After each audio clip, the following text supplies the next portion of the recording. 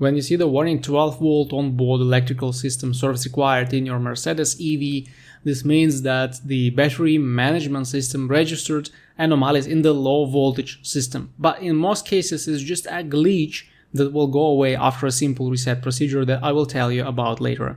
But anyway, this message may be an indication of something more serious, so I don't recommend resetting this warning. If your car is under warranty, call Mercedes for help and they will tow your car to the dealership to have it inspected.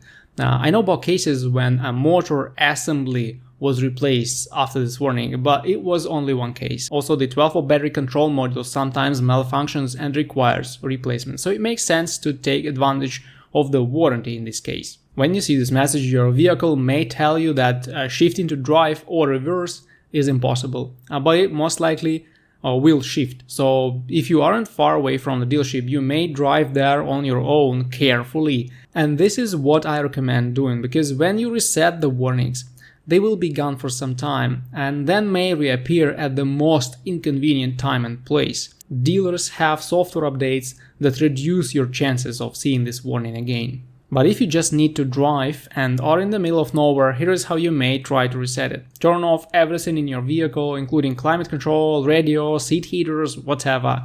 Turn the vehicle off, go out of the car, then press the lock button on the key fob, then quickly press unlock, repeat it again, pressing lock and unlock, and then again lock. So you need to lock your Mercedes 3 times. After that, get out of the remote key communication area. It's about 20 meters, but better be on the safe side and walk further. You need to let the car sit like this for 15-20 minutes, then open it and try driving. Even if this works, the message may reappear soon and you will still need to take it in for an inspection.